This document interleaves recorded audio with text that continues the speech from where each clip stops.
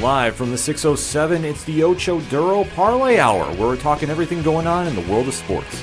Join in the conversation on social media with the hashtag ODPH, because here we go.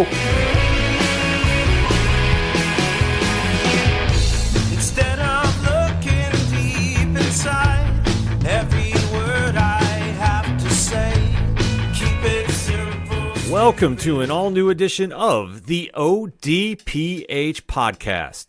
My name is Ken M. Joining me in studio, as always, you know him. He's the co-host. He's the man of 1,004 aliases. His name is Padawan J. Well, let me talk to you. And boy, it's been a while since we've talked to everybody. It's been a while since I first saw you.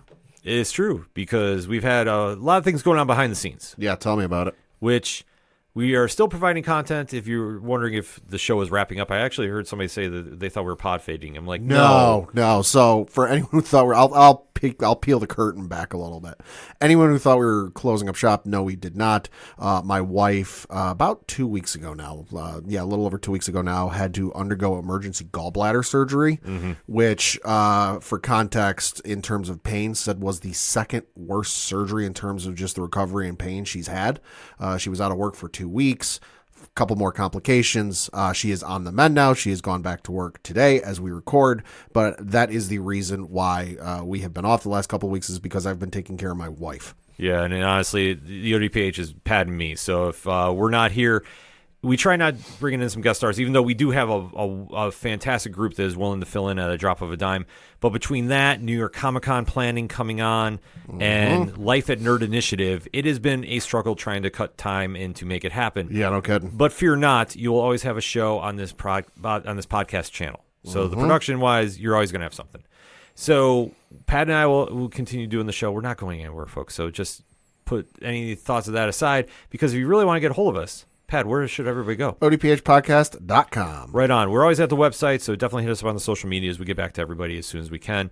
Even with the crazy schedules we live, it's something we've been pulling off now for 8+ years, and Something like that. And we still keep going. Like we have a battery in our back. Hey. I can't do the sound effect because otherwise we get sued. Yeah. But also at the website, because we want to find them, bad jokes aside, you can find out about the blog section. We're always got reviews going on. The classifieds, which has friends of the show, such as 305 Podcast, Dragon Master Games, Nerd Initiative, and many, many more. A directory pad. I know it's been a while, but how many providers are we on? We are on 596,789. And your source? Trust me, bro. So wherever you listen to this podcast for, it means the absolute world when you give us a review. Let us know what you're thinking of the show, so definitely hit us up, and then you can subscribe to the show. You get that. You also get to turn the page when we have guests on, too, so you get a lot of content for absolutely free. So, just for hitting subscribe and following the show. That means that's everything right there. Last, certainly not least, we have a great music section. Fantastic. Magnificent. I could keep rambling on about it, because that's just the quality of music we have there for you to download and follow is incredible. Like Brian Wolf and the Howlers. Second suitor, Tom Jolu. Let me shout out Tom Jolu right now. Yeah. Tom Jolu has new music coming out. Ooh. I am super excited about this. Maybe, just maybe, because I know Tom is a listener of the show. He's not only a client. He should probably come back on the show and let's talk about that music, because I'm definitely excited from what I've heard, the little snippets on social media. I think everybody's going to absolutely fall in love with. Also, shout out the Robots Floodlands, and basically, if there's anything and everything that is the ODPH, you can find it at odphpodcast.com. And if you're still using hashtags, except on Threads, use the hashtag ODPHpod. We're not that large on Threads, so if you do, it won't get enough traction. Well, and plus, Threads doesn't like any more than one hashtag. Right, which, you know what, I do respect. I do. Yeah. But, you know what, it's also a problem for us, because we talk a parlay of topics, and you're getting a fusion edition of the show. Then, obviously, it's football season, so we're going to kick it off with the sports, and we have to go over locks and leaps week 4. So, Pad, kick us off. Yeah, so we're going to start with my lock, which was the LA Chargers to beat the New York Football Giants, which did not come true because, New York decided to find a quarterback and start a quarterback who actually played fairly decently for him, I would say. So the Giants ended up beating the Chargers by the final score of 21-18. Jackson Dart making his NFL regular season debut. 13 of 20, 111 yards, 1 touchdown passing, no interceptions. Sacked 5 times, though. Justin Herbert, 23 of 41, 203 yards passing, 1 touchdown, 2 interceptions. Omarion Hampton was the leading rusher for the Chargers, 12 carries, 128 yards rushing, 1 touchdown. Cam Skadebo, 25 carries, 79 yards, no touchdowns. Should note Jackson Dart did have a rushing touchdown as well, so 3 touchdowns overall. Leading receiver for the Giants was Darius Slayton, 3 catches, 44 yards, no touchdowns. And for the Chargers, it was Quentin Johnson, 8 catches, 98 yards, and 1 touchdown. Well, this can easily be summed up by saying the Chargers are the Chargers. Yeah. And as much as you want to put faith in them that this is going to be the year they break out. West Coast team going east. early game. Mm-hmm. And obviously, they will always play to the level of their opponent. And the Giants, I'm sorry to all our Giants fans that are listening, are not a great team. No. So the Chargers took it easy. Yeah. And they got punched in the mouth because the Giants team is playing with nothing to lose. So it was only 13-10 at halftime. Right. And both teams only put up 8 points the remaining half of football. Mm-hmm. And that is a problem if you're a Chargers fan. It was sloppy. Mm-hmm. Oh, completely. Herbert did not play a great game. No. And the rest of his team, I mean, they all looked like they were going through the motions. I'm sorry, like if I may just watch outside looking in. I wonder, and I'm going to look up the schedule, I wonder if they were looking past them. Well, they might be. Or it's a situation when a team They might have. When a team is getting success early, and they were 3-0 before this game, you kind of buy into the media hype. And especially for the Chargers, they do this. I mean, they've done this for so many years when they've had great teams. Holy shit, I just looked up the penalties for this game. So this is accepted penalties. This ain't total penalties, and the ones that were declined or offsetting. For the Chargers alone, 14 penalties for 107 yards. That'll get you every time. And then the Giants ain't much better, 8 for 43. Well, that's the whole thing. Oh. The Chargers have to play better football. The Giants literally had nothing to lose. Yeah. And they have a nice 1-2 punch with Jackson Dart and Cam Skadebo. That is going to be the franchise moving forward. In theory. Right. We'll see. Malik Neighbors tore his ACL. Oh, get well soon. Yeah, exactly. Also, change that field. Well, that's the whole problem. They've had turf issues for eons. Well, and they changed it though. There was if you go back to, I believe it was the Monday edition of the Pat McAfee show, you can find it online in their various clips. He was talking to Adam Schefter about this, and they threw up a graphic of the number of players who've been injured at MetLife. I believe it's huge. And I believe in just the last 3 years, it's like somewhere between 8 and 10 players have been hurt on that field in just the last 3 years, and they changed it from one company to another company in the last 3 years, but it's still turf. It's not grass. Right. They need to fix that. For whatever reason, they haven't done it. It's above my pay grade. Why? Yeah. Who knows? Side note, Josh Allen was asked about this because the Bills are opening a brand new stadium next year. Their field, grass. Yeah, exactly. Because they care about that. Well, that's the whole point. And I understand with the amount of other activities that go on at MetLife Stadium. They'll be having the World Cup there soon. Right. I understand why they want to try protecting the field with this manner. I get it. Sure. But at the same time, if you're going to be having athletes going on there, it is a hazard. Hey, listen, Heinz Field, I don't care what it's called these days. It's always Heinz Field to me. Heinz Field had a hole blown open in the middle of it when Bain attacked that thing, and that field is just fine. Exactly. But that said, the Giants came in, and they had nothing to lose. But I think for Jackson Dart, he showed flashes of what he can do. This is why they took him so high in the draft. It was a good first start, and it's a good first impression, but therein comes the question of, okay, is it just a flash in the pan? Is it just lightning in a bottle? Or is it actually something there? Like I said, this game's sloppy as hell because third down efficiency between the two teams. Chargers 4 for 12. Giants 7 for 15. The Giants went for 1 4th down, didn't get it.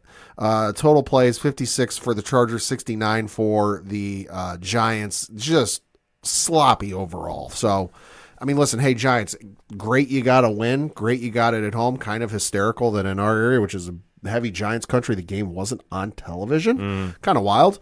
But you know what? I think it's just a case of I looked at the schedules. I think it's a case of the Chargers got caught looking forward. Probably. And I think that they're going to have to rebound quickly looking at that schedule. Yeah, so looking at the schedules for the next couple of weeks, you have the New York Giants who are traveling on the road this upcoming Sunday to play the New Orleans Saints. After that, they've got the Philadelphia Eagles. Philly's going to be the big test. That is a Thursday night. That's going to be the big test. That's a Thursday night game, so that's on Prime Video. Then they're on the road playing the Denver Broncos. And, hey, then they got the Philadelphia Eagles again. For the LA Chargers, here's why I say they got caught looking forward.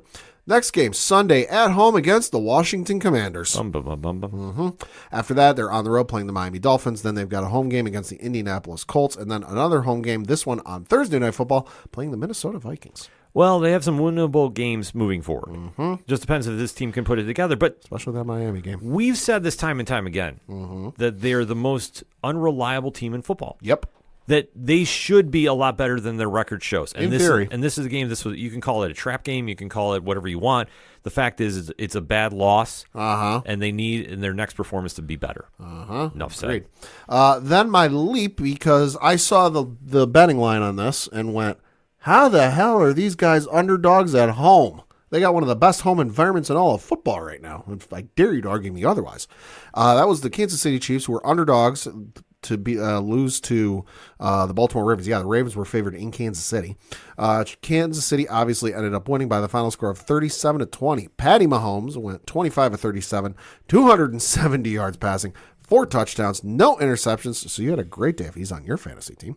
Conversely, if you had Lamar Jackson on your fantasy team, not so good a day. 14 of 20, 147 yards passing, 1 touchdown, 1 interception. Left the game in, I believe it was the second or third quarter. Yeah. With what was described as a calf injury. Get to that in a minute. Cooper Rush stepped in, went 19 of 13, 52 yards passing, no touchdowns or interceptions. Justice Hill led the way for Baltimore in rushing with 3 carries, 76 yards, 1 touchdown. Xavier Worthy led the way for Kansas City, going 2 carries, 38 yards, and no touchdowns. Xavier Worthy also the leading receiver for Kansas City with 5 catches, 83 yards, no touchdowns. And for Baltimore, it was Zay Flowers going 7 catches, 74 yards, and no touchdowns. Now, I alluded to the Lamar Jackson injury. Currently today, as we record, he is listed as doubtful, and he is not practicing on Wednesday. This according to Jamison Hensley of ESPN.com. Well, this can be really focused on Lamar Jackson. If he's in this game, I think that maybe at 100%, Yes. mind you, I think this turns out a little differently. It's a little closer. Well, you think about it, at halftime, it was 20-10. Yep. And that's when he went out. Yep. So that's still a very winnable game. But I think the problem this year is the Ravens have had so many injuries. Yeah. And I don't want to say something's up with Derrick Henry. But I think this season he's had a rough start per se with the fumbles. Yeah. And in games like this, only putting up 42 yards, the Chiefs are not exactly a shutdown defense. No, not this year especially. Looking at his stats for this season, Derrick Henry has 49 carries, tied for 24th in the NFL. 284 yards rushing, which is good for 8th in the NFL. 3 touchdowns, which is tied for 6th in the NFL. So not bad, but It's not what you'd expect. It's not bad, and I don't want to say Father Time is catching him, but... Yeah, he is 31 years old. Right. So this is going to be something I think for the Baltimore Ravens, they're going to have to regroup and look at their offense and see what they can do, especially if Lamar's out for an extended period of time. It's only a month into the season, but for this season, Derrick Henry's high point for rushing yards was, and no offense, Nope, the Bills. was against the Buffalo Bills, where, let's be honest, the Buffalo Bills run defense that game looked like wet paper towels. After that, it was 23 yards against Cleveland, 50 yards against Detroit, and the aforementioned 42 against Kansas City. Yeah, that is the problem that they have right now, that Derrick Henry is getting so focused in on by defenses. Also, his fumble average, not good. No, this is atrocious. Oh, There's 3 fumbles. He's lost 2 of them. Yeah, 3 fumbles in 4 games. That's an alarming stat. Hey, he didn't have one this week, so positive and turnaround maybe? No, but at the same time, though, without Lamar Jackson in that offense, I mean, they are not the same team. You saw what happened. Lamar Jackson left that game in the middle of whatever quarter it was. Cooper Rush came in, and it's like the car just stopped running. Oh, completely. Because they were moving, they were going around. It wasn't successful every down, but they were still getting the ball moving. They were having some fairly productive drives. And then Cooper came in, and I'm like, all right, you know what? We'll see what we can get out of this. Cooper didn't look bad for when he was in Dallas. Didn't look like the same guy here. Well, the one thing is, in this situation, Kansas City still have Steve Spagnuolo as their defensive coordinator. One of the greatest of all time. Listen, it is what it is. I'm not a huge fan of the Chiefs, but I respect it. I know what he brings to the table. And in this situation, they had a game plan going on, and he is very quick to adjust and modify to take out Rush. So you know how I feel about the guy. Oh, exactly. But you got to give the devil his due. Oh, absolutely. So he completely took that offense, any kind of air out of their sails. Mm-hmm. They fell flat, and then Kansas City took apart a defense that has not played great this year. No. And this is something wild to say about Baltimore, but they have not played great. They played good, Yeah. but they did not play great, and this was a typical Patrick Mahomes game. Well, and you could tell, just looking at the stats, that you hit a point where the Baltimore defense is gassed. 70 plays for Kansas City, 53 for Baltimore. Oh, yeah, they wore him out. And then that is something, especially without a running game. That's before I get to the time of possession. Oh, Good yeah. God. Oh, yeah. 34-45 for the Kansas City Chiefs, 25-15 for the Baltimore Ravens. And especially, too, they had Xavier Worthy back in the lineup for the Chiefs. Right. So that does help. I mean, 5 catches, Yeah. 83 yards. That will help, and that gives some much-needed support to Travis Kelce as long as Yeah. they don't run into each other doing routes. They're fine. Oh, but boy.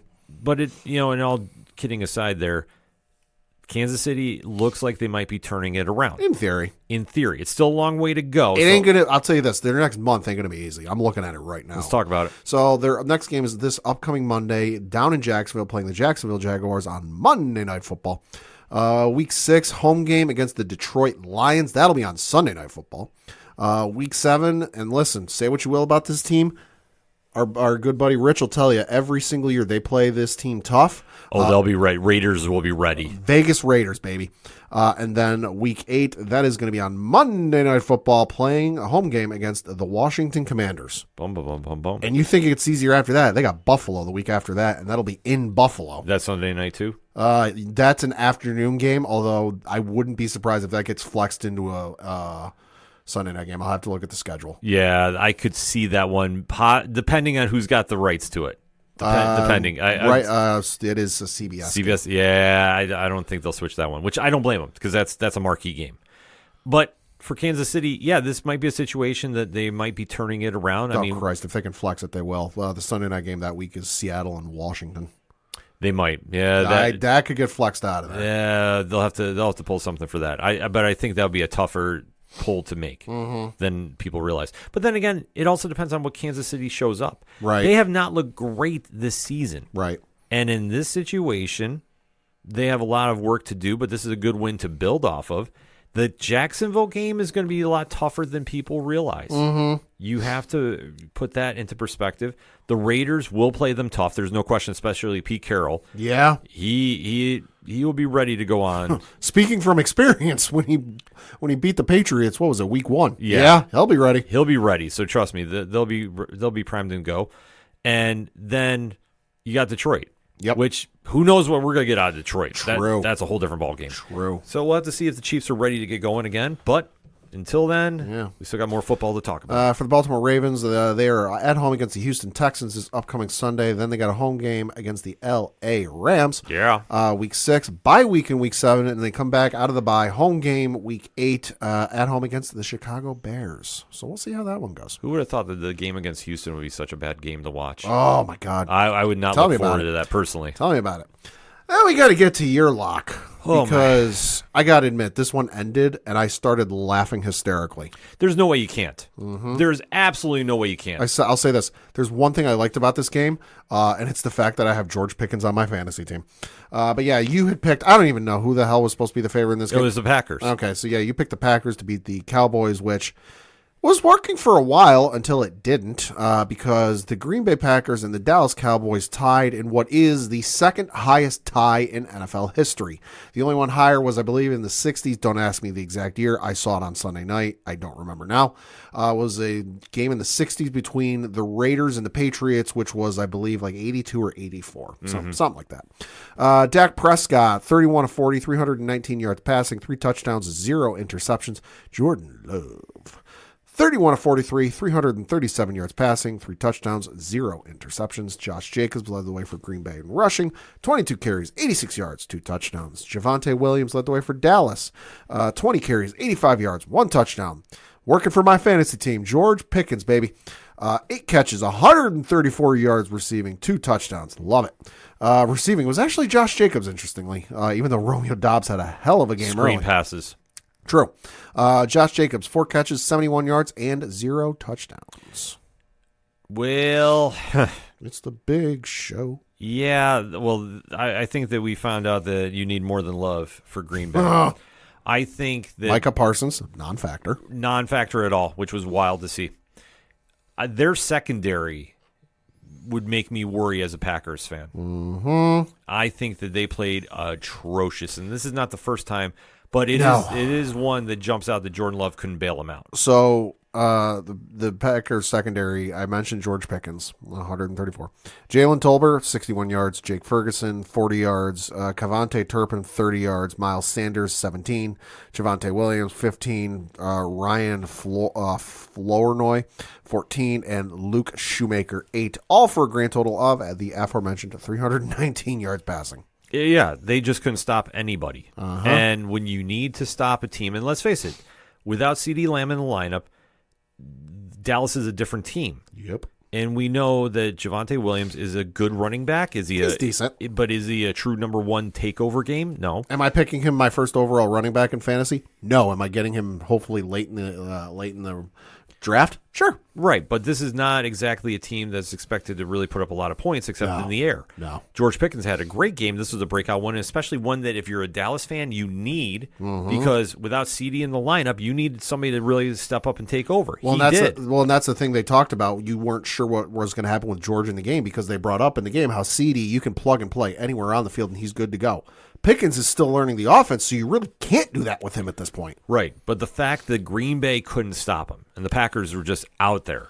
11 targets, 8 catches. Yeah, especially late. Like, that is the big point. When they were up, they could not hold a lead. Yeah.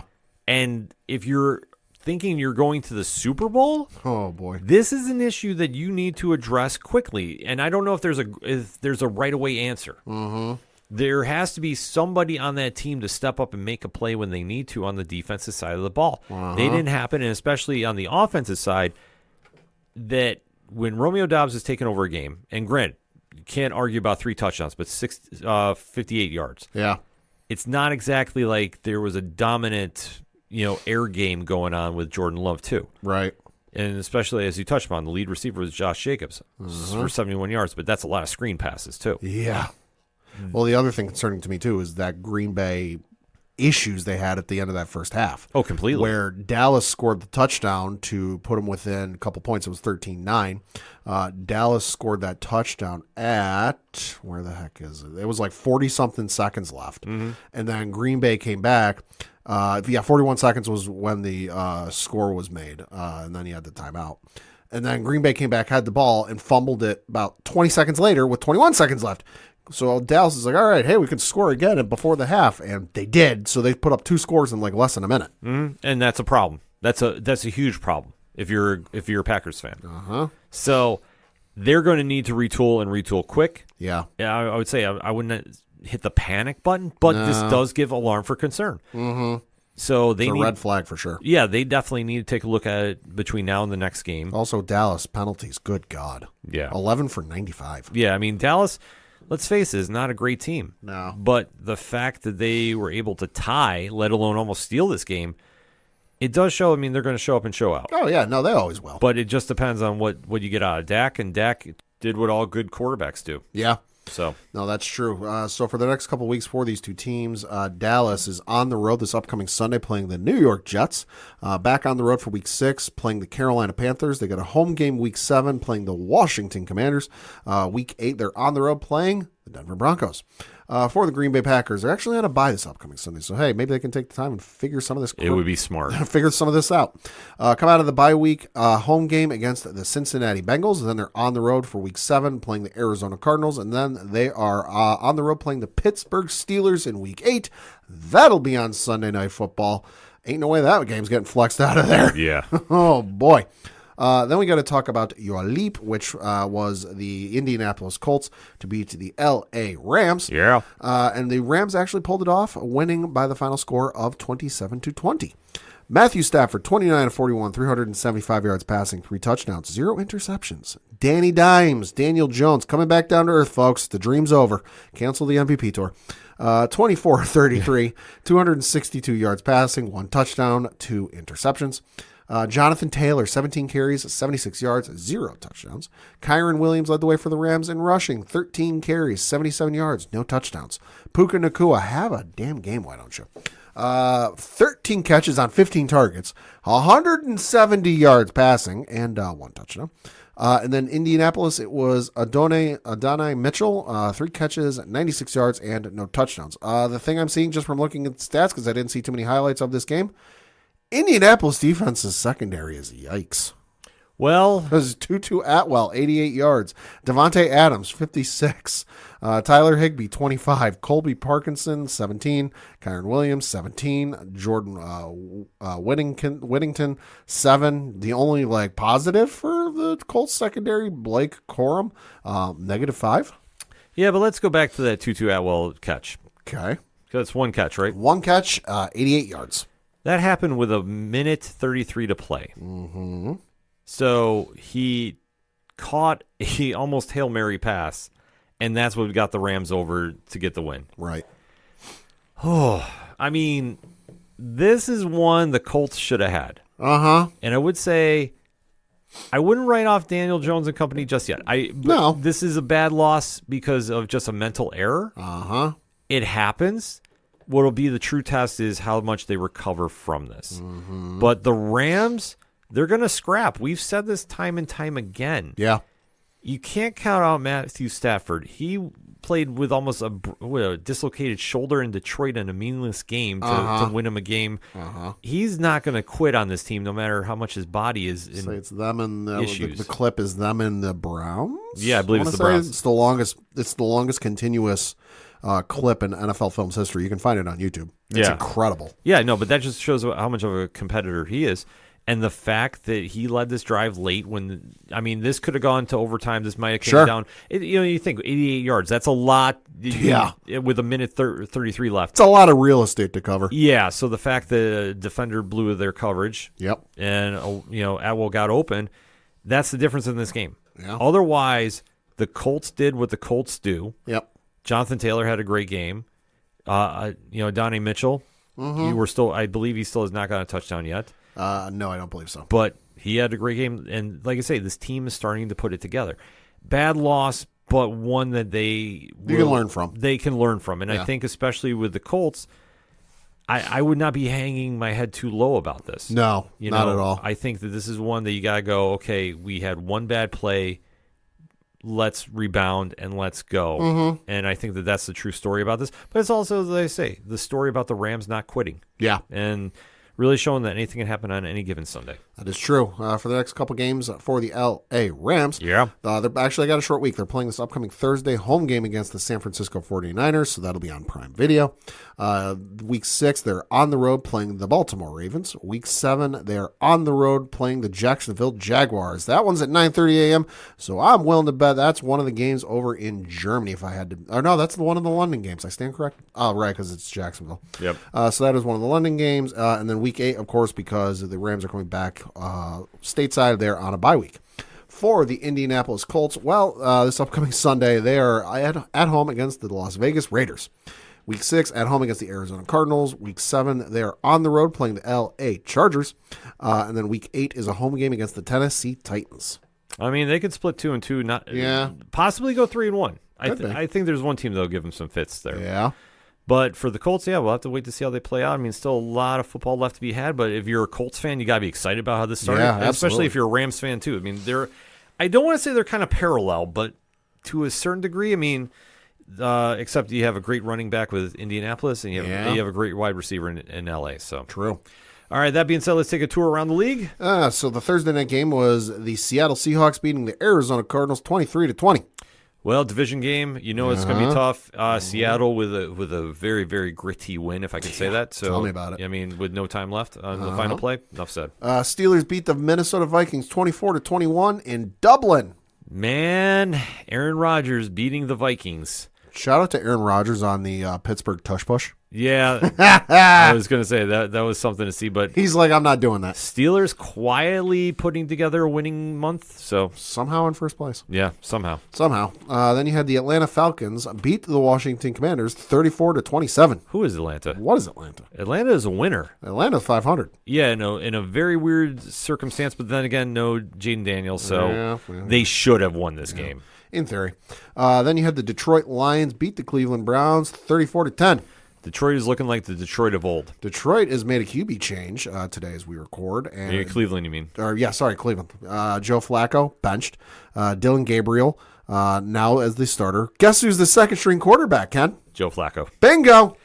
If you haven't seen the clip, go watch the clip of Shedeur Sanders today during media availability. And if you wonder why he slipped to the 5th round, you'll see in that clip. Yeah. All I'm going to say, that is not a good look. I was going to agree with you. I mean, it's just it's not what you want to see out of your team. We'll just put it that way. Then you had the Philadelphia Eagles beat the Tampa Bay Buccaneers 31-25. Philly's looking good. I mean, Yeah. but with a fake tush push, that's wild. Yeah. That was wild to see. Yeah. And then you had the Houston Texans beat the Tennessee Titans 26-0. And in the words of Cam Ward, quote, "We're ass." I mean, literally. Listen, don't PR train the man. He ain't wrong. No, he's not wrong. He knows. I think everybody in Tennessee knows. Houston is not much better, but somebody had to win this game. I mean, we really can't have two ties, I guess. Well, you could, but I'm not sure the league would like that. Yeah. You had the Jacksonville Jaguars beat the San Francisco 49ers 26-21 in San Francisco. Well, the 49ers are beat up.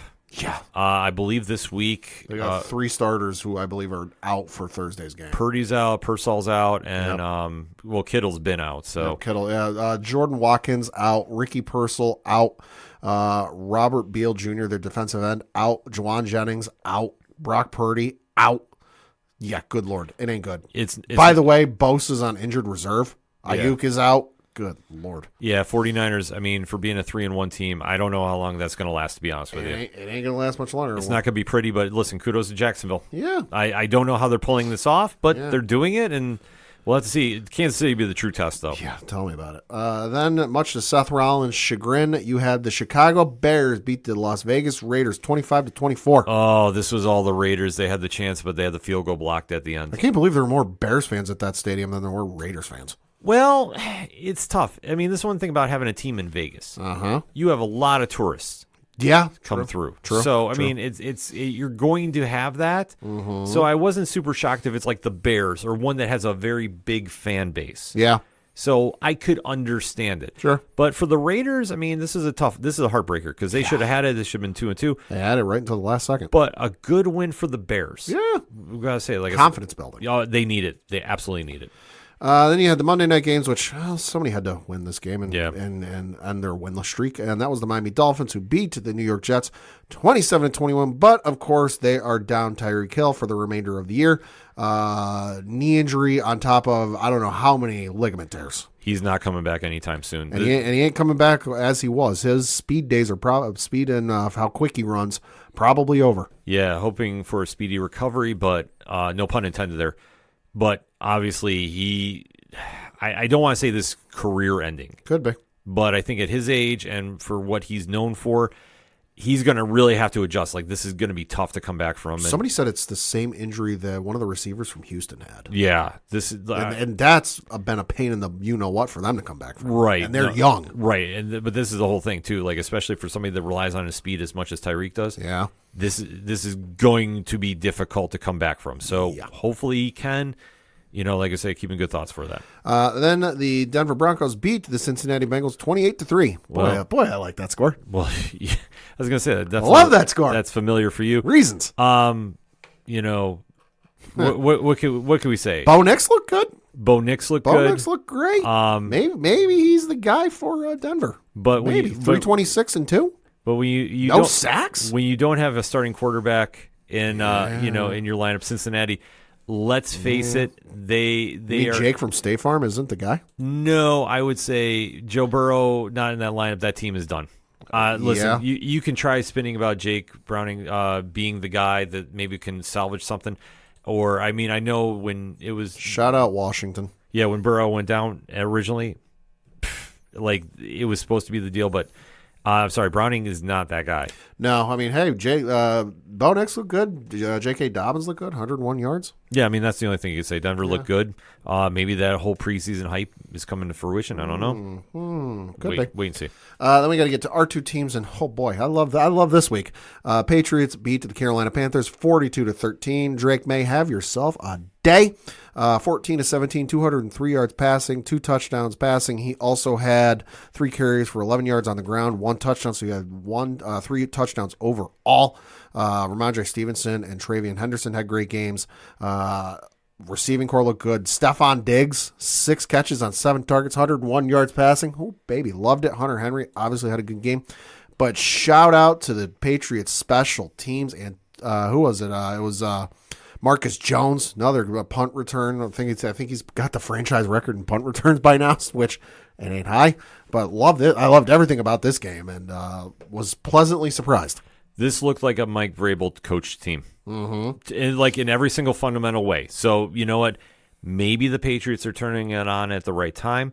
Obviously, this week they're going to have a real test on Sunday night. Tell me about it. We'll have to see because that leads into my team of the Buffalo Bills, who. Listen, almost got caught in the trap game. Listen, I was watching that game. I thought they were going to blow it. Well, that's the whole problem. I think, and this is something, that has always lingered a little bit. When the Bills start hearing all the hype about them going to the Super Bowl, they perform poorly. And what was everybody saying after week 3? Oh, the Bills are a lock. Bills are a lock. Super Bowl, Super Bowl. You can't look past the team in front of you. And New Orleans has nothing to lose. They know where they are. They're not going to make any moves this season. This is pretty much a rebuilding season. Mm-hmm. So for the Bills, Spencer Rattler's not the guy. No, absolutely not. So in this situation, the fact this game was this close, the Bills were looking ahead. Mm-hmm. They were not paying attention. They were not showing any respect, and they almost got caught. Yeah. Luckily, their offense is that good. They could turn it on in the fourth quarter, but this was nothing to write home about. Mm-hmm. The defense should have played a lot better. They did not. And the fact that Buffalo took it so lightly, that does give me pause for concern. Mm-hmm. It does. Mm-hmm. But I know this week, McDermott and company will be focused. It's Sunday night. They got the rivalry jerseys going on. Yeah, they got the whiteouts. Yeah, it's going to be a big party up in Buffalo. I don't know if the Patriots are going to do their rivalry jerseys. I've not heard anything yet. I think everybody is because of the weekend. But either way, I will say this. Bills fans, if you're going, please make sure you stay for the whole game. Just going to put that out there. Because obviously I'm going to be staying up and watching, and I think everybody should too, because obviously a lot of football is going on starting Thursday with the NFL. But in the meantime, though, hit us up on the hashtag ODPH pod.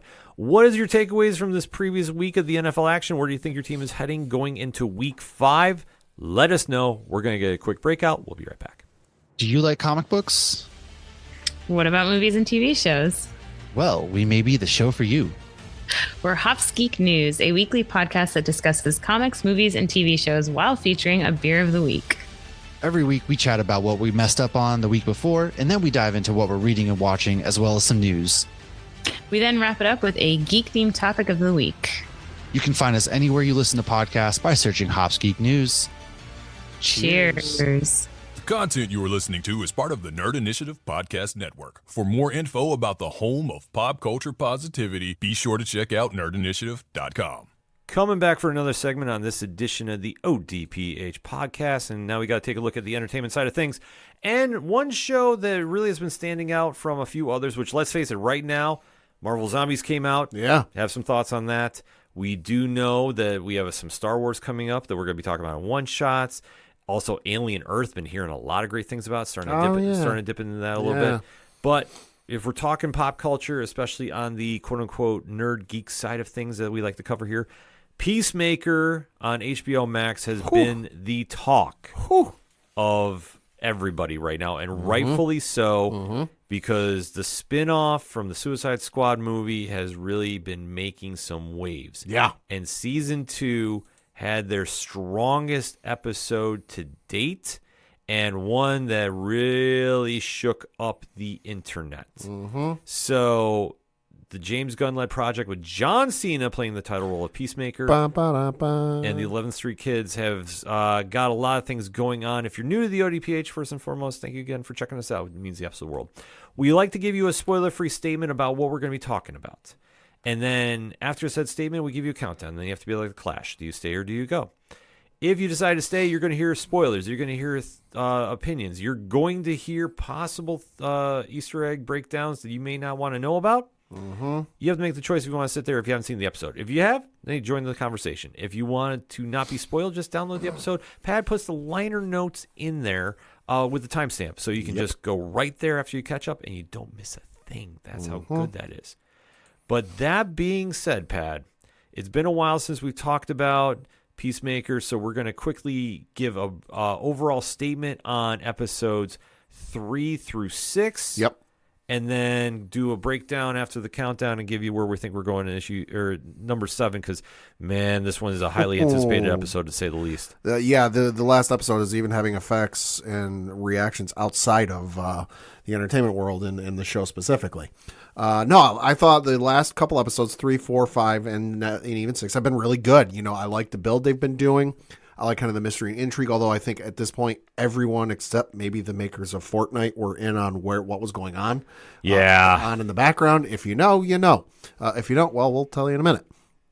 But no, I've really enjoyed it. The only thing I've kind of like not enjoyed is bouncing back and forth and kind of like keeping track a little bit of like, all right, we were on this Earth. Now we're on this one. I'm not saying they needed to do, you know, a little thing on the screen of which one they were on. It would have helped. You know, like you could have done it without spoiling it.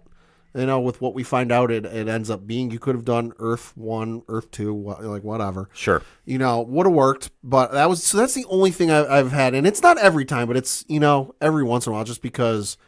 By and large, I know the multiverse, you like to think there's differences and there's changes between one to the next, but these two Earths, with some exceptions, the characters we know have been largely the same. You know, you even get a good glimpse of that in episode 6.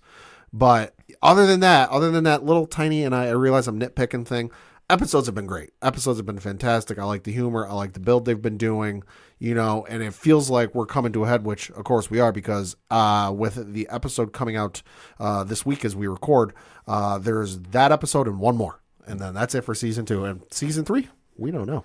Yeah, there's going to be a lot of question marks going on with this, but that is something that this cast has really kept everybody enticed with. Like I said, John Cena as Peacemaker has, you know, captured the same magic as season 1.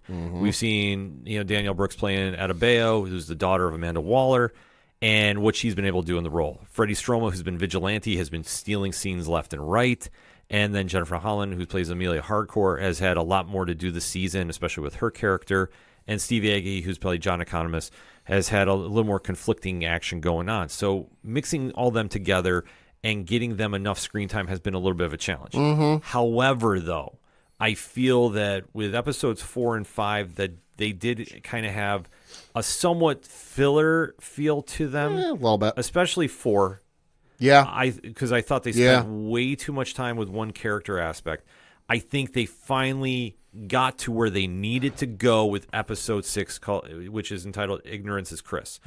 I think that has been the strongest episode they've done. 100%. And I think that now I'm more amped up to see where we go, because I thought they danced around a few things before this episode that they didn't need to. And I think that now looking at it, like, we should have just skipped out a couple things and got right here. Sure. But nevertheless, we're here, and there's a lot to break down with episode 6, but it's well worth it. It's probably the strongest episode they've done in both seasons, in my opinion. So that said, Pat, it's time to go spoiler talk on HBO Max and DC Studios' James Gunn-led production, Peacemaker Season 2, episodes 4 through 6. So like I said, thought the episodes were really good. I agree with what you said. 6 is the strongest episode, not just this season, but I would say of the 2 seasons. That, let's face it, the twist at the end, we all knew it. And I think the only reason you might not have is if you were avoiding any sort of discussion online or theories or speculation. I know there were some folks who were doing that. But I think at this point, especially once it got pointed out to us, and I went back and watched. I'm like, oh yeah, you're right. I think we all knew it was coming. It was just a matter of time for the confirmation and for the, conclusion of yeah, that's where we are. But I've enjoyed everything. I like, the stuff they've been doing with Peacemaker and kind of the tearing back and forth, because they could have just hammed it up and kind of repeated what they did for season 1. Hey, if the formula ain't broke, why change it? But you know what, they did change it up a little bit, and it's worked beautifully. Yeah, I think for where we got, and like I say, I was so amped up about that, we never did the countdown, but we'll put in the liner notes for you so you don't have to worry. I think for where this show went, we had 3 was where we kind of got the tease of everything going on about what Earth we're in. And then episode 4, Need I Say Door, was a filler episode. Sure. That you can't say otherwise. And I understand that obviously we have Michael Rooker on, who played Red St. Wild, who was the Eagle Hunter. They spent a lot of time focusing on him on this. That was the character that, like, when he first came out, I was like, oh, hey, it's Michael Rooker. Okay, that makes sense. James Gunn project. They've been together for like 3 movies at this point.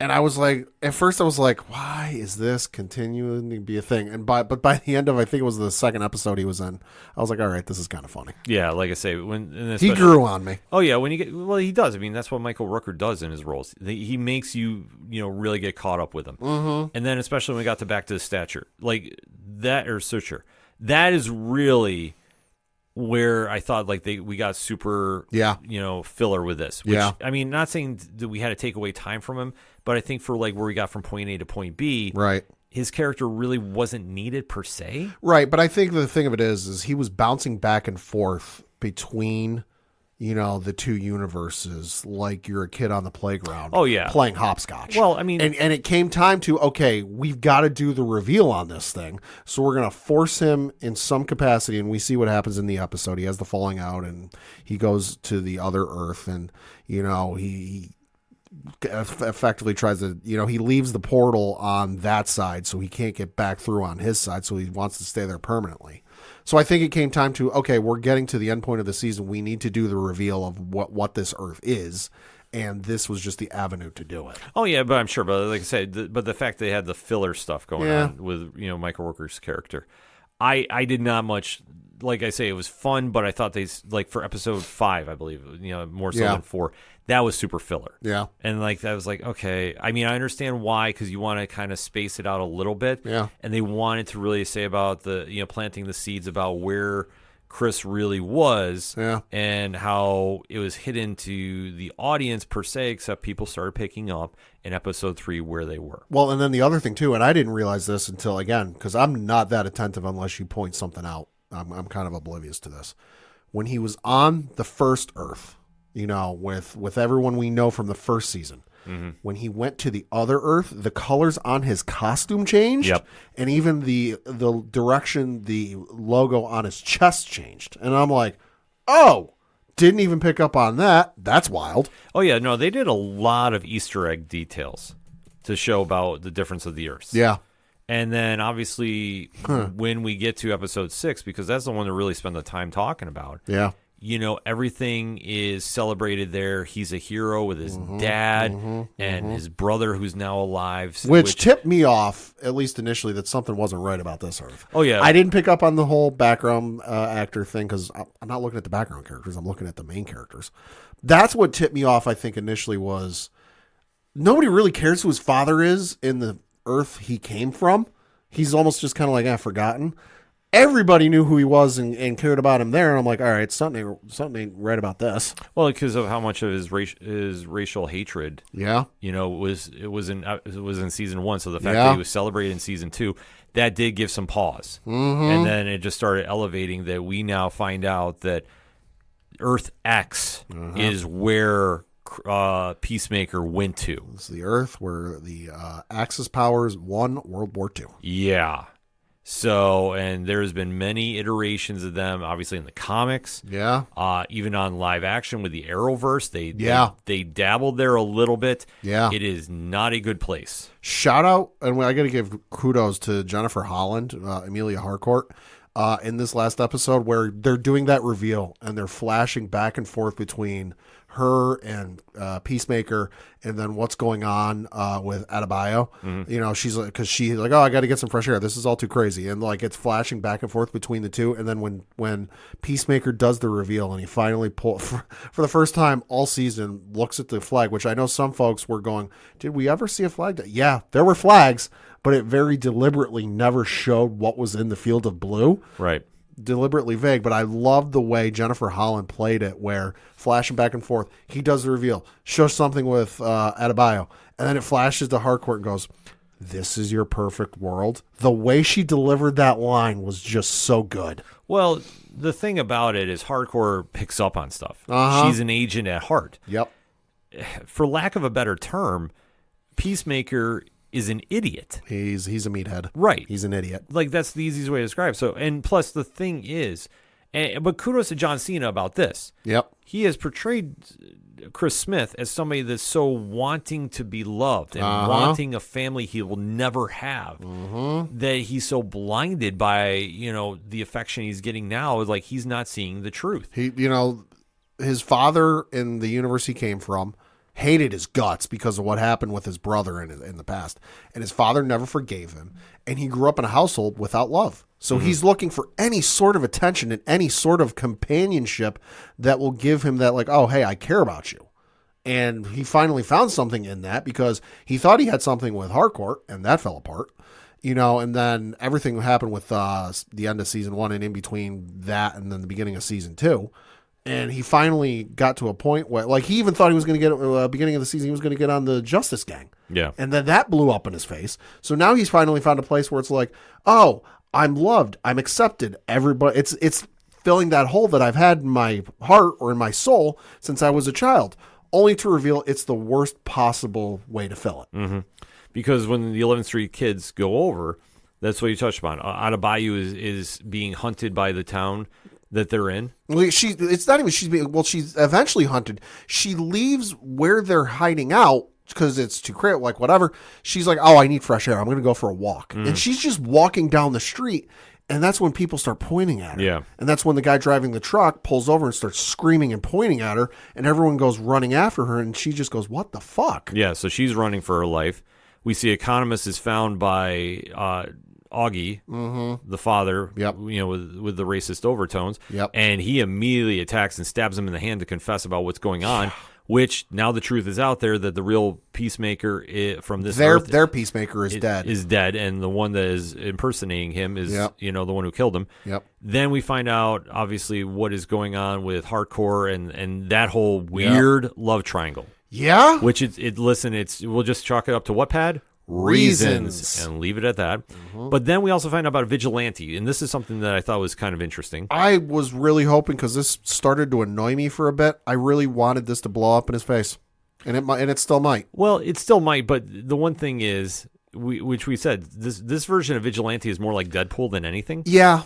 I understand his reasoning. Yes. And I understand his train of thought. You see this all the time in time travel, you know, with movies and TV shows and whatnot, that the explicit, Lord, say that 5 times fast, explicit thing is, oh, don't interact with your past self. You don't know. It can have ripple effects for the future, blah, blah, blah.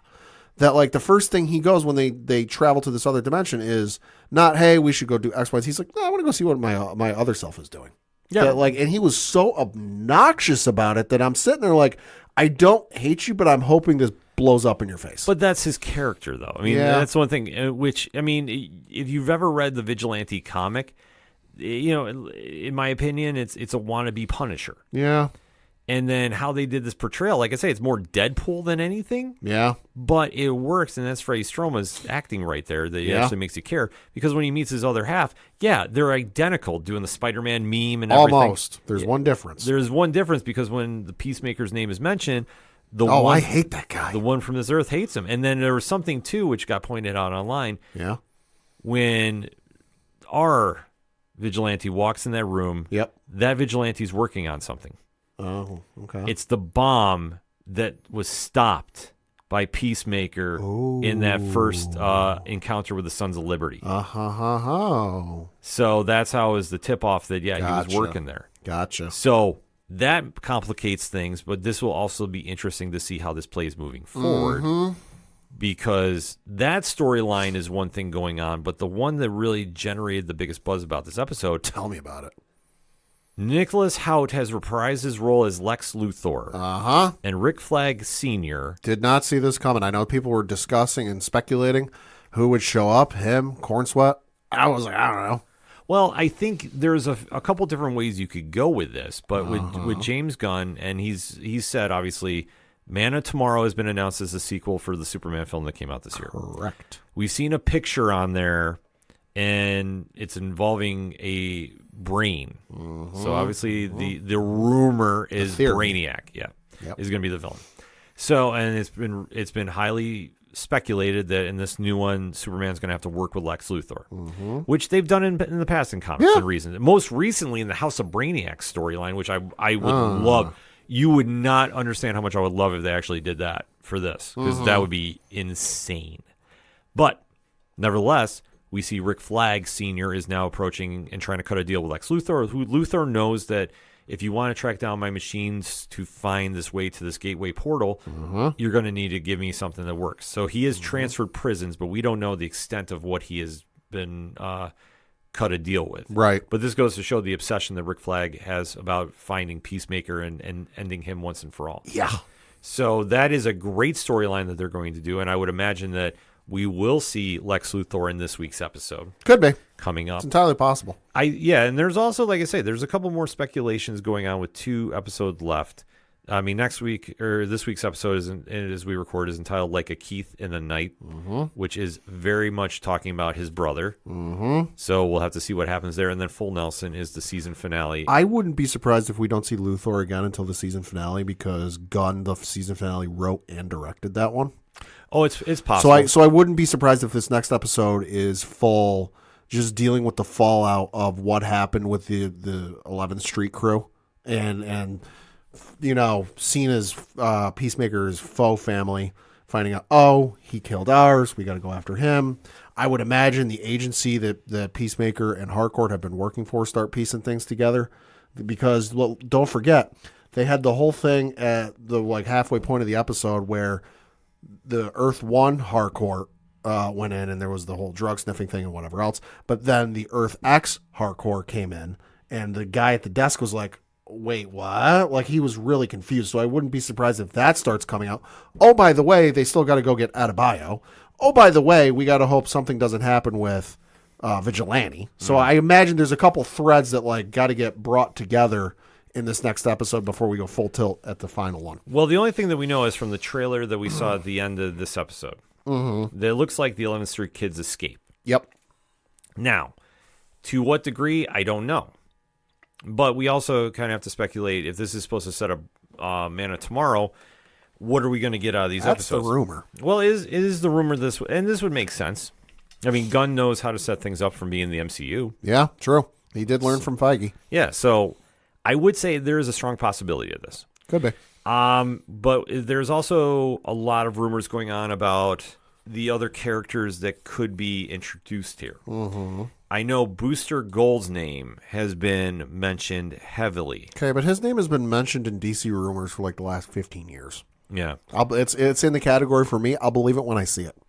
Yeah, I mean... I'm not a big Booster Gold guy, so I'm not going to go, yeah, Booster Gold, baby. But I've been hearing his name thrown around in rumors for 10, 15 years. Yeah, I mean, that is one that you can kind of wait and see about. I know that Blue Beetle has been one, and this kind of alludes to the Blue Beetle film. I was going to say, are we talking new one, or are we talking one that was kind of in limbo? Excuse me, the new one. Okay. We're talking about the one that just came out with Jaime Reyes. Right, okay. But you remember Ted Kord was lost. Yep. Is it possible Ted Kord is here? Could be. That's a rumor going around. Could be. The one that has me, but granted, this is the fan in me most excited. There's a rumor going around, too, about Martian Manhunter. Ooh, okay. And I did hear one wild rumor. And if this happens, this is brilliant, and this is going to... I will apologize right now about social media.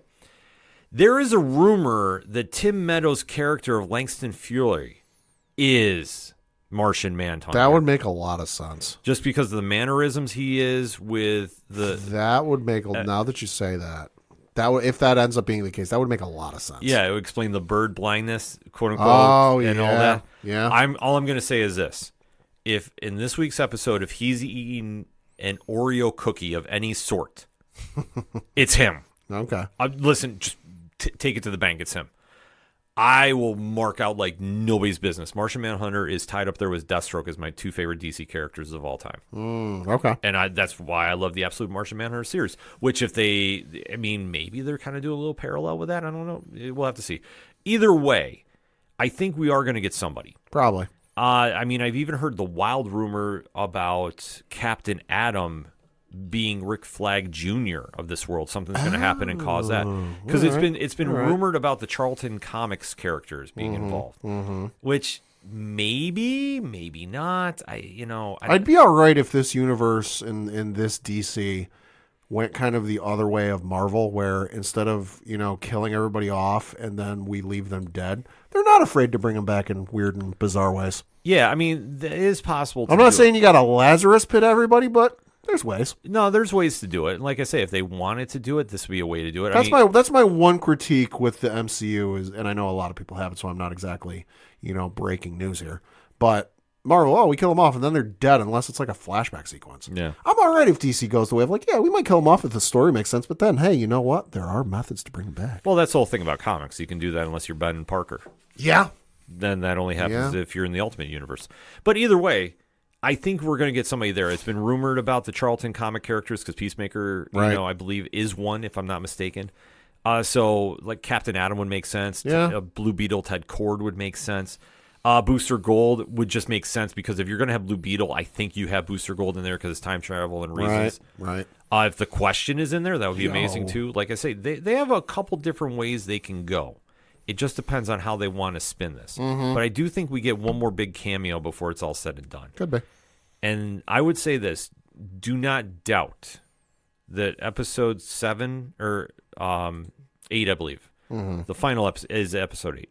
We have the silhouette of Brainiac. Ooh, all right. Somehow, some way, we either watching through a computer screen, you see the wires, and then you see the lighting in the eyes light up. Yeah, could be, or like some sort of extraterrestrial sensor goes off. Yeah, something will happen. Yeah, and I think that you'll see that. I don't think an alarm goes off at Argus or something. Yeah, I don't think you'll see whoever's going to be playing. No, Brainiac. they're not. No, they're not going to show up, but they're going to heavily imply something's coming. Yeah, so don't doubt that happening. But in the meantime, though, I think we've had some strong episodes. Like I say, episode 6 was probably the strongest one. Absolutely, because we finally got to explore Earth X for the evil that it is. Yeah. And seeing now that the ruse that has been pulled on everybody is now exposed, how is Peacemaker going to handle this? Now he's going to get torn between his fake family and his real friends. As wild as that statement sounds, we do know this is going to happen. And then what happens with Lex Luthor in the mix? There's a lot of stuff going on here. Yeah. Final thoughts on Peacemaker thus far, Pat? Super excited to see where it goes. I've loved where it's come from. I've loved the build, and the payoff has just been spectacular. Cannot wait to see where the final 2 episodes go, because it's Gunn writing each episode. He's directing the last one, but it's going to be must-watch television. I agree. I think something big is coming. I think so far they played it pretty safe. I don't like the fact we had filler episodes. That's the only thing I did not like. But I understand why. At the same time, we have 2 episodes left. We've now gone to Earth X.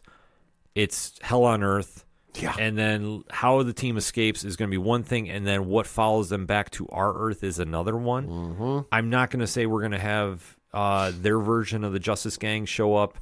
I wouldn't want to see that, because I think that would just be, that to me that's not a good way to write it. Sure, because then you're gonna start making things very, very messy with the multiverse. Yeah, I think maybe if one person crosses over and then you see the 11th Street kids take them out, that happens. I wouldn't doubt maybe one of them gets killed off. Probably Economist would be my guess. Could be.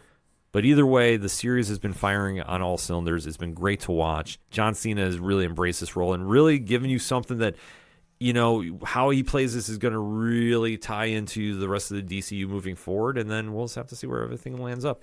But like I say, hit us up on that hashtag ODPH pod. We give you our takes on HBO Max and DC Studios Peacemaker. Now we want to hear yours. We're going to get one more breakout. We'll be right back. Hey, this is Scott Snyder, and you better listen to the ODPH podcast, or I'm coming for you, and Batman is coming for you.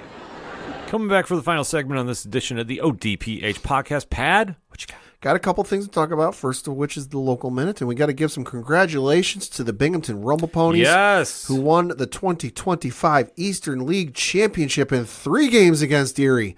Played this one on the road, so for the 4th time in franchise history, the other 3 being 1992, 1994, and 2014 when they were the Binghamton Mets. This is the 4th time in their franchise history they have won the Eastern League title, so congratulations to the boys. Well done, and awesome job. Absolutely great way to end the baseball season. Yeah, Binghamton, City of Champions, because, hey, the Black Bears won a championship back in the first part of the year. Rumble Ponies won a championship. Speaking of the Black Bears, season does start soon. Season starts Friday, October 10th. They will be at home in the Visions Veterans Memorial Arena playing the Watertown Wolves. Game time is 7 o'clock Eastern, so you want to check that out. Information, tickets, all that good stuff. BinghamtonBlackBears.com. Hockey season's coming soon. Yeah, it's hard to believe, but yeah, we're already here. I know the NHL starts next week as well, so which... In case you're new to the show, we only talk New York Rangers hockey here. So, Facts. Yeah, we're very biased about that. Facts. That's only the only things we really are biased about. Yeah, pretty much. Do got to talk a little bit postseason baseball because the MLB postseason is here. The season did end. Shout out to the New York Mets for blowing that. Congratulations, guys. Woo! I'm getting particular enjoyment out of this just because at one point you had the best record in baseball.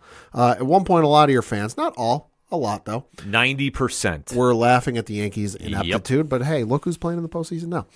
So on the American League side, you've got the Detroit Tigers, who right up there with the Mets in terms of a bad collapse. Holy smokes. Still made the playoffs, though. They're playing the Cleveland Guardians. Currently, that series is tied 1 game apiece. This is a best-of-3 series, so they'll play Game 3. You got the Boston Red Sox taking on the New York Yankees, where Boston is currently up 1-0. They are playing Game 2 as we currently speak, so stay tuned. ... So the winner of Detroit and Cleveland will go on to play Seattle. Good luck. The winner of Boston and New York, well, you're staying in your division because you will go on to play the Toronto Blue Jays, who have also made the playoffs. So congratulations to Seattle. First division title since 2001.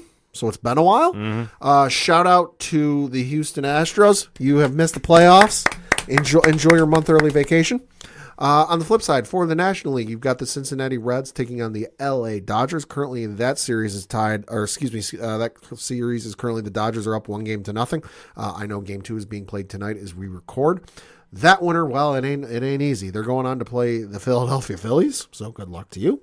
Then on the flip side, you've got the San Diego Padres taking on the Chicago Cubs. That series is currently tied 1 game apiece. The winner of that series will go on to play the Milwaukee Brewers. Again, good luck. So yeah, it should be a fun postseason with the series going on, and I believe the series starts the 3rd or 4th week of October.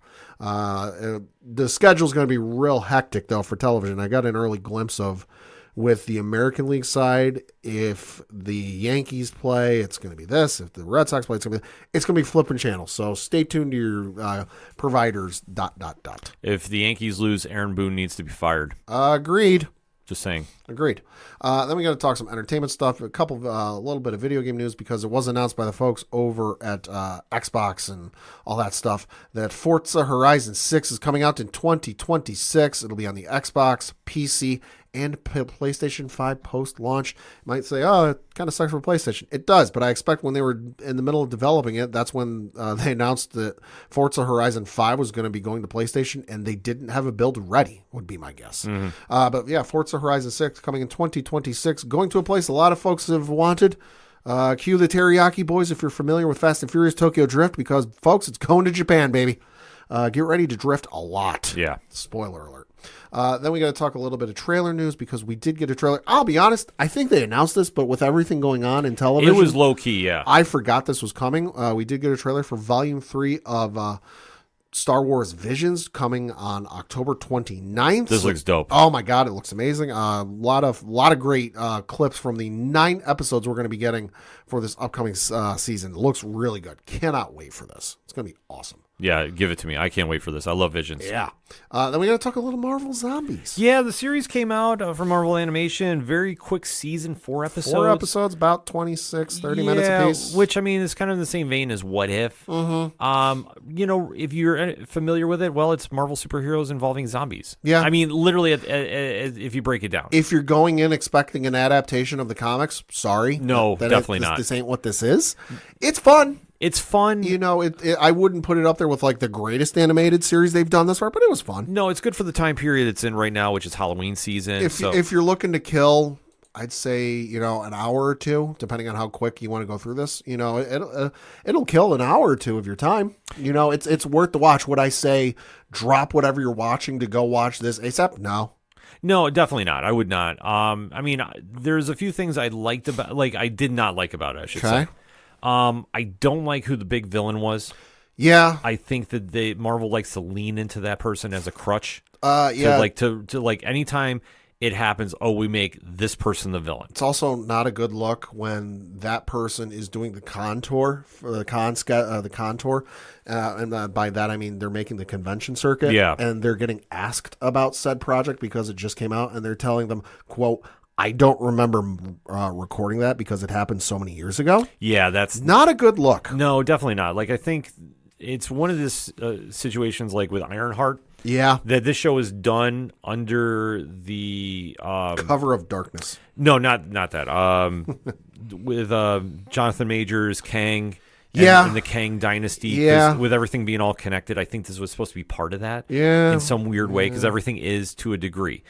Because we know, with Ironheart, that was connected to that. At least that's the rumor, which makes a lot of sense for where the characters were going to be. So, it's kind of weird that it's. I mean, granted, I'm happy it's out. Yeah, it was good. I enjoyed it. Yeah, I don't regret watching it, but I'm not sitting here going, "Yeah, I need to rewatch this ASAP." Yeah, but like I said, they lean too hard on the one character to be the villain all the time, and I think they're out of all the characters we have in the MCU. I think for this, it would have been better to flip it to somebody else. Mm-hmm. But I'm not mad about it. Yeah. It's still very entertaining. I mean, listen, you can't go wrong with this. I mean, they teased this when they did the What If episode of Zombies, and this is just a spin-off of it. So, pretty much, yeah. But it's still enjoyable. Nevertheless, a lot of your favorites are back from the MCU voice acting. Yep. Can't go wrong with that. No. But, like I say, it all starts at the comics, so if you're interested in that, go check out the Marvel Zombies comics of the past. Yeah. And while you're there, it's New Comic Book Day, so, Pad, what are you picking up this week? Picking up the 2 issues I reviewed for Nerd Initiative, which is Star Wars issue 6 from Alex Segura. Phil Noto is the artwork, does the artwork on this. He also does the cover. And I'll tell you this, there ain't a lot story-wise that happens with this issue. There's a little bit going on with Leia that it kind of, oh boy, I like what they're doing with her in this issue because it's a little glimpse of a side we haven't seen in Leia before, at least not since Jabba the Hutt, if you know what I mean. Mm-hmm. But the real meat and potatoes of this is if you are a fan of Star Wars The Clone Wars, and I'm talking the 3D animated series, you will love this issue because I got so many feels and such a connection to that series with this issue that I love the absolute hell out of it. You'll know what I mean when you look at the cover. Kind of gives it away. Yep. But if you've been reading the series and keeping up with it, you'll know what I mean. It's a fantastic issue. You can't go wrong reading this issue. But the one you should pick up and the one I'm absolutely going to pick up because everyone's going to be talking about this issue this week.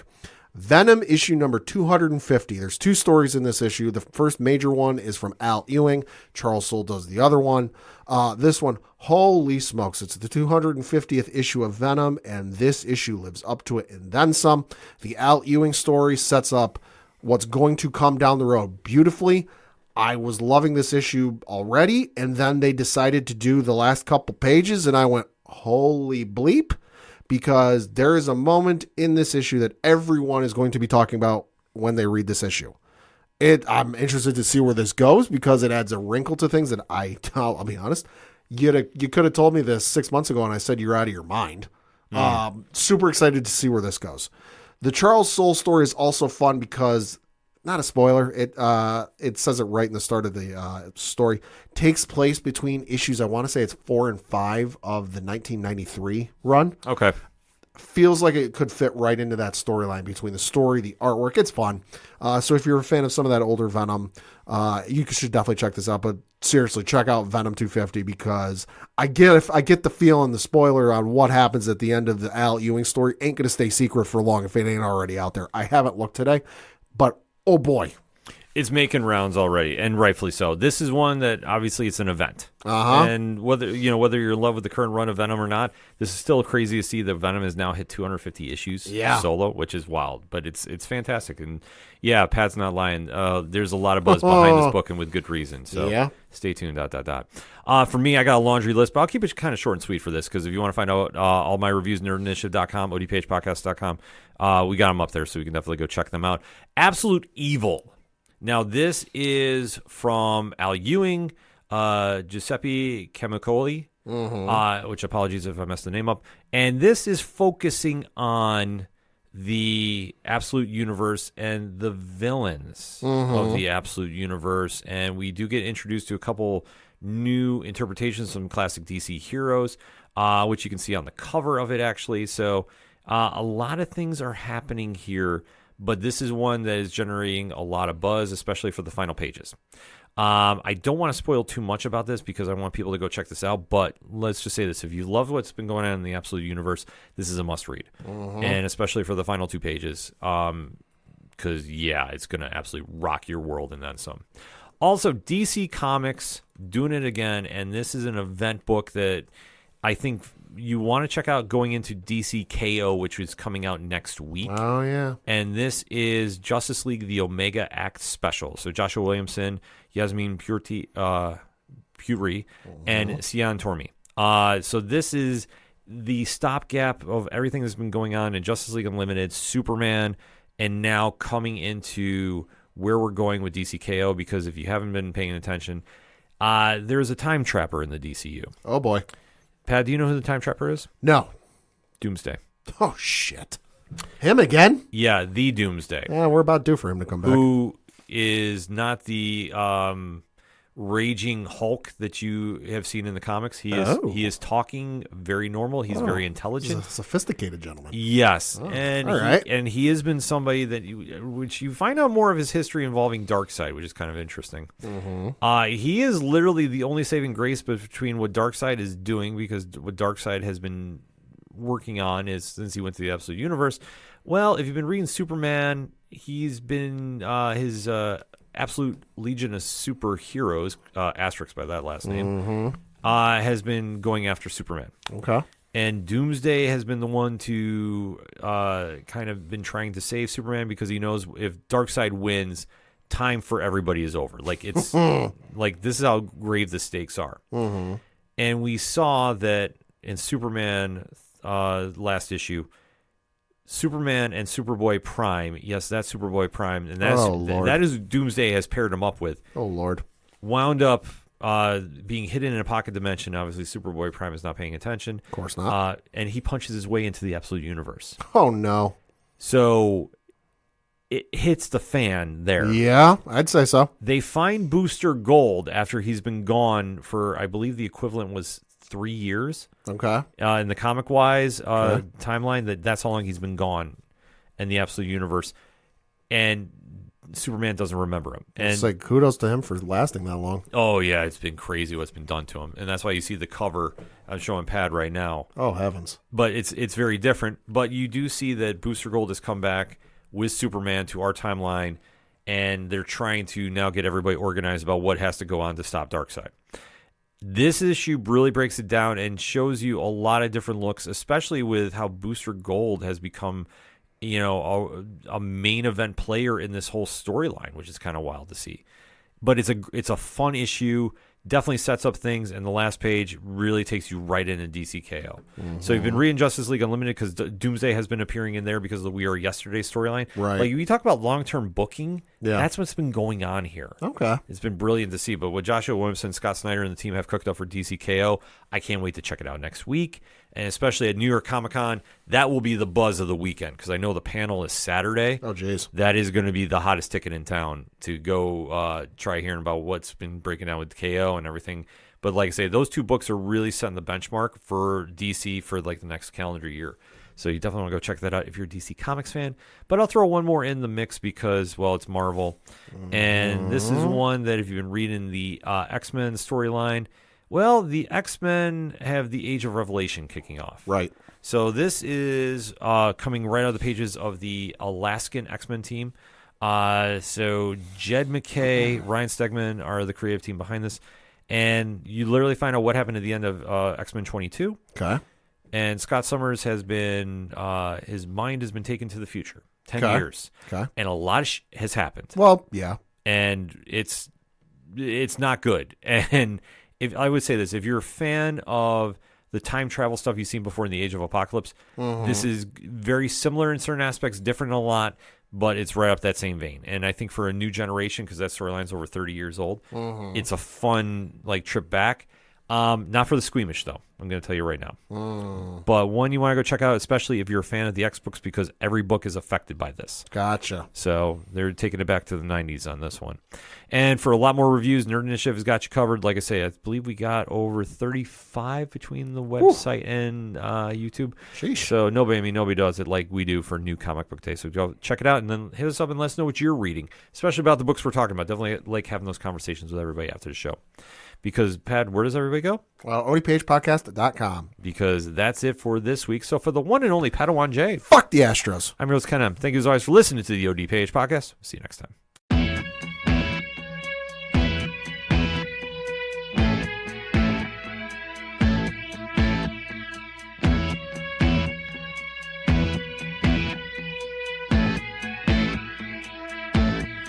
It's such waste of time swiping left and swiping right on people you could know. 'Cause anyone who's worth a damn be worth way more than a picture could ever show. You could find the right light, find the right angle, and never find your soul. And it can feel like a losing battle, and this plot is full of holes. This modern way of finding love just makes me feel so alone. And I can't be the only one sick of staring at my phone. So look up, talk to me, a better way to spend our energy. Just look up, talk to me. We don't have to float alone on the open sea. Don't know that I believe in the old-time fable. Everyone has just one true love. All I know is you're across this table, and you're all I'm thinking of. So look up, talk to me, a better way to spend our energy. Just look up, talk to me. We don't have to float alone on the open sea.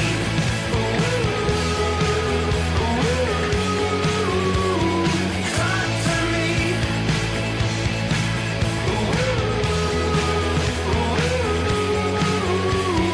Talk to me. It's such waste of time swiping left and swiping right on people you could know.